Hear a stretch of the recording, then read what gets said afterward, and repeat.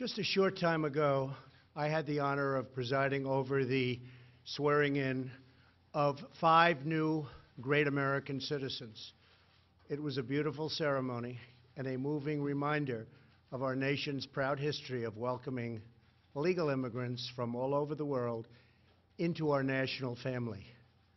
I told them that the beauty and majesty of citizenship is that it draws no distinctions of race or class or faith or gender or background.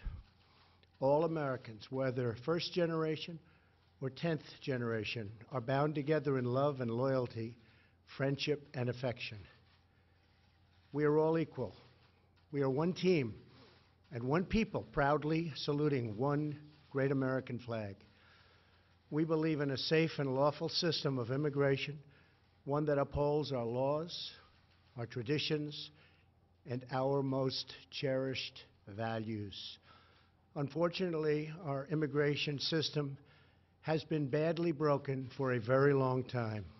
Over the decades, many presidents and many lawmakers have come and gone, and no real progress has been made on immigration.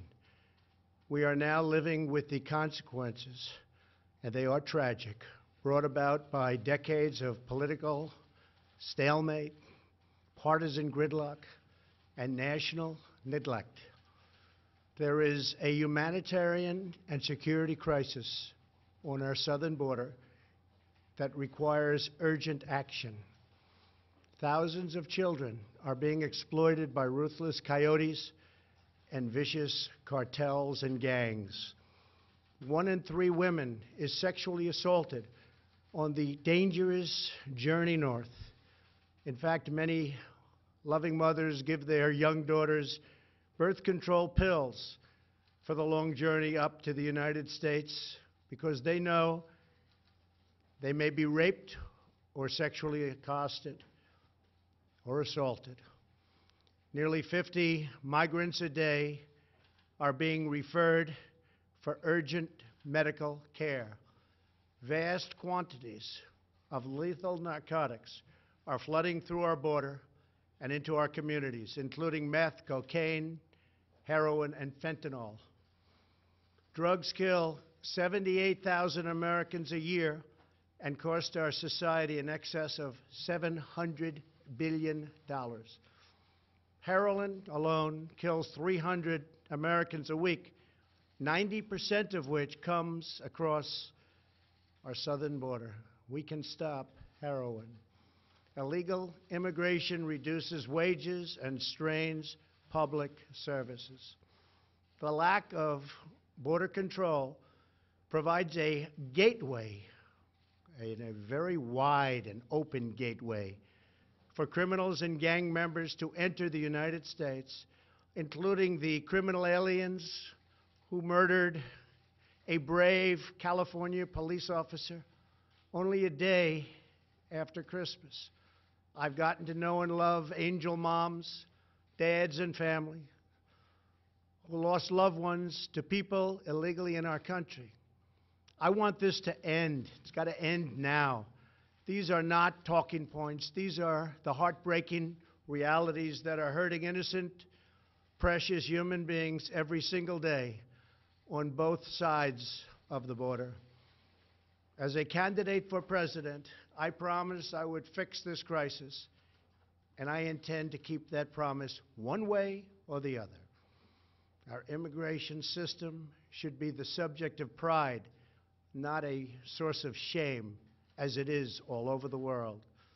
Our immigration system should be the envy of the world, not a symbol of disunity and dysfunction. The good news is these problems can all be solved, but only if we have the political courage to do what is just and what is right. Both sides in Washington must simply come together, listen to each other, put down their armor, build trust, reach across the aisle, and find solutions. It is time to reclaim our future from the extreme voices who fear compromise and demand open borders, which means drugs pouring in human trafficking, and a lot of crime. That is why I am here today to break the logjam and provide Congress with a path forward to end the government shutdown and solve the crisis on the southern border. If we are successful in this effort, we will then have the best chance in a very long time at real bipartisan immigration reform. And it won't stop here. It will keep going until we do it all. The proposal I will outline today is based on, first and foremost, on input from our border agents and Homeland Security professionals, and professionals they are. They know what they're doing. It is a compassionate response to the ongoing tragedy on our southern border. In recent weeks, we have met with large numbers of Democrat lawmakers to hear their ideas and suggestions. By incorporating the priorities of rank-and-file Democrats in our plan, we hope they will offer their enthusiastic support, and I think many will. This is a common-sense compromise both parties should embrace. The radical left can never control our borders. I will never let it happen. Walls are not immoral. In fact, they are the opposite of immoral because they will save many lives and stop drugs from pouring into our country.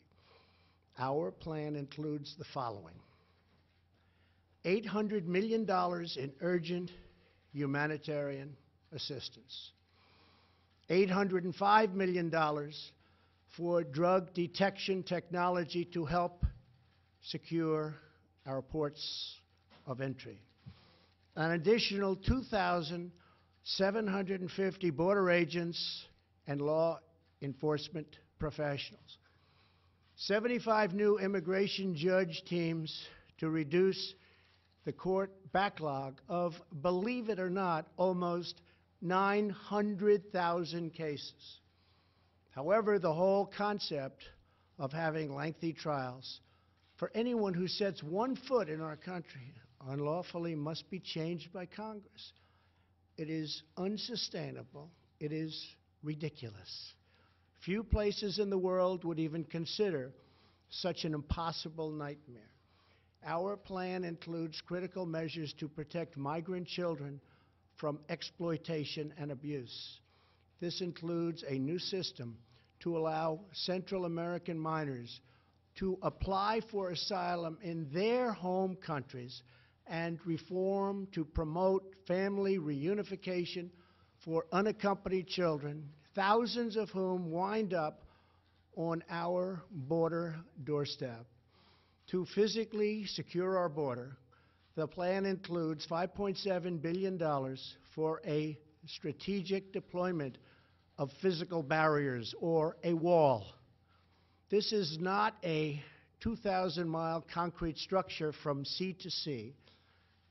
These are steel barriers in high-priority locations. Much of the border is already protected by natural barriers such as mountains and water. We already have many miles of barrier, including 115 miles that we are currently building or under contract. It will be done quickly. Our request will add another 230 miles this year in the areas our border agents most urgently need. It will have an unbelievable impact. If we build a powerful and fully designed see-through steel barrier on our southern border, the crime rate and drug problem in our country would be quickly and greatly reduced. Some say it could be cut in half. Because these criminals, drug smugglers, gangs, and traffickers do not stop at our border. They permeate throughout our country, and they end up in some places where you'd least expect them. They go all over our country. A steel barrier will help us stop illegal immigration while safely directing commerce to our lawful ports of entry. Many of these security ideas have been proposed by Democrats themselves, and all of them have been supported by Democrats in the past, including a physical barrier wall or fence. Furthermore, in order to build the trust and goodwill necessary to begin real immigration reform, there are two more elements to my plan. Number one is 3 years of legislative relief for 700,000 DACA recipients brought here unlawfully by their parents at a young age many years ago. This extension will give them access to work permits, Social Security numbers, and protection from deportation, most importantly. Secondly, our proposal provides a 3-year extension of temporary protected status, or TPS. This means that 300,000 immigrants whose protected status is facing expiration will now have 3 more years of certainty so that Congress can work on a larger immigration deal, which everybody wants, Republicans and Democrats. And our farmers and vineyards won't be affected because lawful and regulated entry into our country will be easy and consistent. That is our plan. Border security, DACA, TPS, and many other things. Straightforward, fair, reasonable, and common sense with lots of compromise. Senate Majority Leader Mitch McConnell has pledged to bring this bill to a vote this week in the United States Senate. Our proposal is not intended to solve all of our immigration challenges. This plan solves the immediate crisis, and it is a horrible crisis. It is a humanitarian crisis like we rarely see in our country. And it provides humanitarian relief, delivers real border security, and immediately reopens our federal government. If we are successful in this effort, then we can start the border project of remaking our immigration system for the 21st century. Once the government is open and we have made a down payment on border security and immigration reform starts to happen, I plan to convene weekly bipartisan meetings at the White House so we can do a finished product, a great product, a product that we can all be proud of having to do with that elusive immigration problem. Whatever we do, I can promise you this: I will never forget that my first duty and ultimate loyalty is to you, the American people. Any reforms we make to our immigration system will be designed to improve your lives, make your community safer, and make our nation more prosperous and secure for generations to come. Thank you, and God bless America. Thank you.